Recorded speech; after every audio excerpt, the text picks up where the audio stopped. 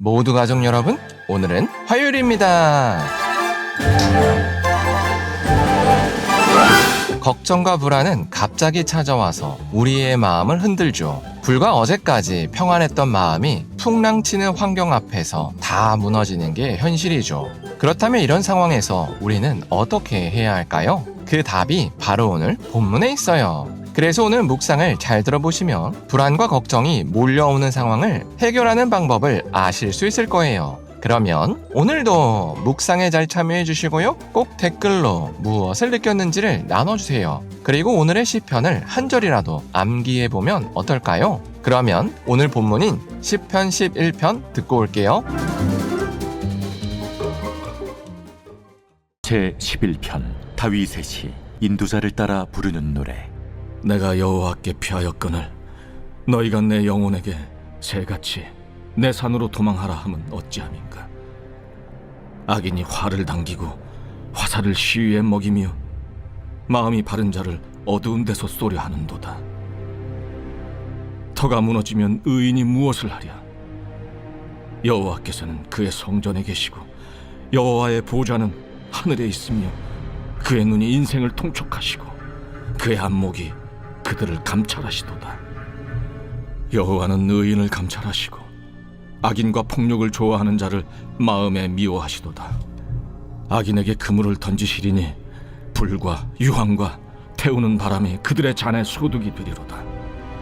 여호와는 의로우사 의로운 일을 좋아하시나니 정직한 자는 그의 얼굴을 배우리로다.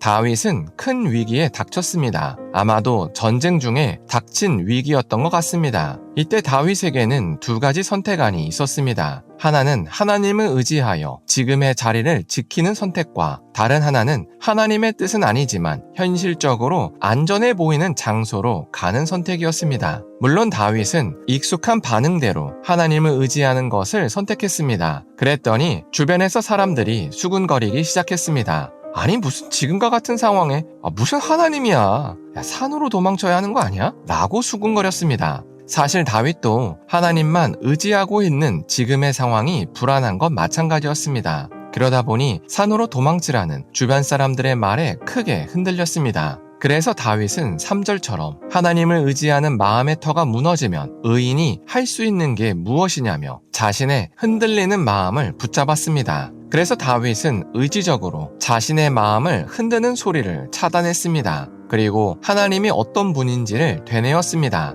여호와는 여전히 그의 성전에 계시고 의인을 주목하여 보시고 악인을 미워하시며 악인에게 그물을 던져 불과 유황으로 타는 곳으로 이끌 것이며 정직한 자는 반드시 여호와의 구원을 맛볼 것이라고 찬양했습니다. 이처럼 다윗은 신앙이 흔들릴 때 의지적으로 하나님이 누구신가를 되뇌었습니다. 왜냐하면 그래야 흔들리는 마음을 지킬 수가 있기 때문입니다. 그렇지 않으면 사람은 망각을 잘해서 지금까지 받았던 하나님의 은혜를 다 잊어버립니다. 그래서 우리는 하나님만 믿고 있다고 괜찮을까? 라는 걱정과 불안이 크게 찾아올 때 의지적으로 다윗처럼 행동해야 합니다. 그래서 하나님이 어떤 분이시고 지금까지 하나님께서 우리에게 어떤 은혜를 베풀어 주셨는지를 되뇌어야 합니다. 그리고 그 시간을 견뎌야 합니다. 그렇지 않으면 폭풍을 치는 환경에 잠식되어 모든 믿음을 잃게 됩니다. 그러면 혼비백산하여 있어야 할 자리를 이탈하게 됩니다.